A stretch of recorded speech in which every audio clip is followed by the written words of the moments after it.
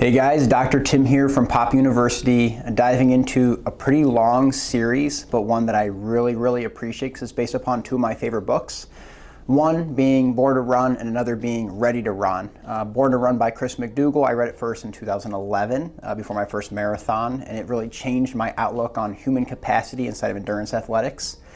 And the other being Ready to Run by Dr. Kelly Starrett, which is another book that breaks down the 12 standards related to running and those 12 standards that should be met in order to run, which we'll dive in here. This is an intro lecture. I want to make the case today for why runners break, but why we are born to run. So if we look at this, running is a natural human movement, one of the more natural human movements in the world. We're literally born to run. There are specific things that our bodies are engineered to do that give us a different capacity over any other mammal. If you look at us in the animal kingdom, and compare us to the animal kingdom, I should say, if you look at us compared to our strength capacity compared to the average gorilla, the average cheetah, we rank really low from a strength standpoint. If you look at humans from an endurance standpoint, an average human has a way higher potential for endurance activity compared to many other mammals for specific reasons that are actually physiological and built into who we are as humans. If we have this potential, which we'll cover today, why is it in our society that 80% of runners will experience a significant injury inside of their training cycle?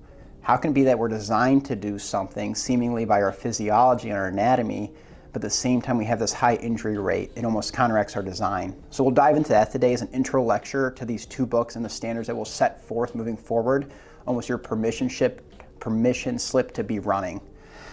So the human advantage, a couple things here, physiology that I defined. We have long tendons and elastic storage.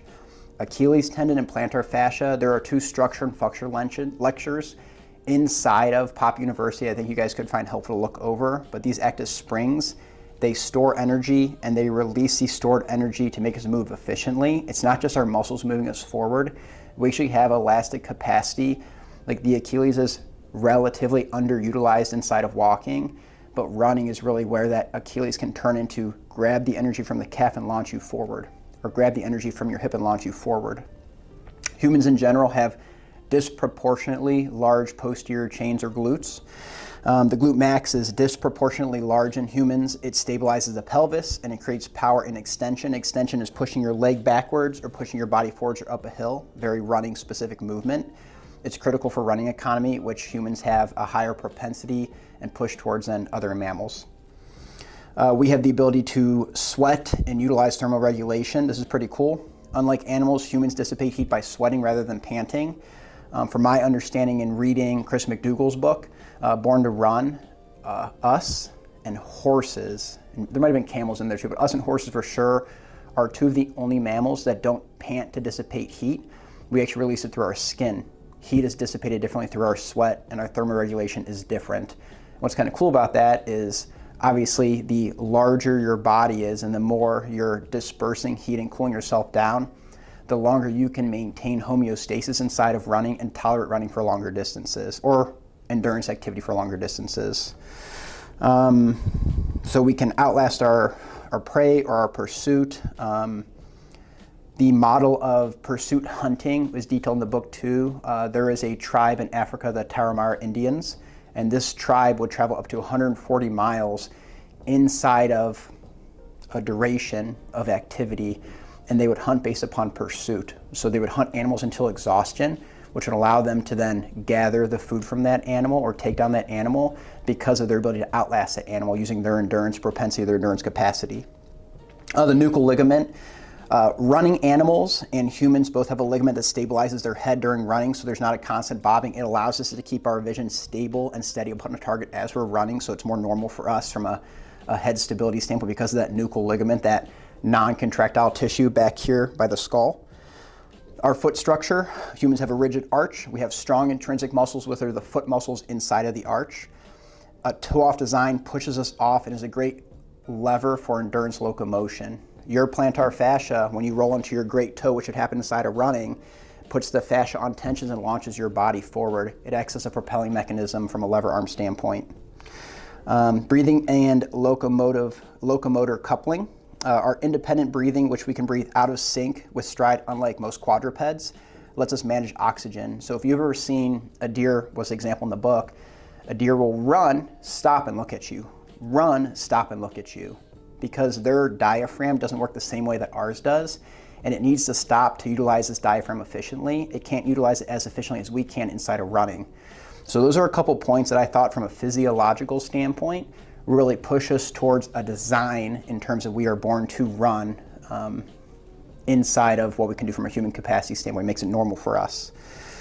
There's a paradox. A lot of injuries. Why? Kelly Starrett contrasts this. So more than Born to Run, Chris McDougall, but Kelly Starrett in his Ready to Run book, which will be a spin-off of lectures that talk about the 12 standards.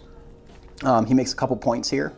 One is that our ancestors, they ran barefoot, minimal footwear, they were moving constantly, and they lived in positions that maintained mobility.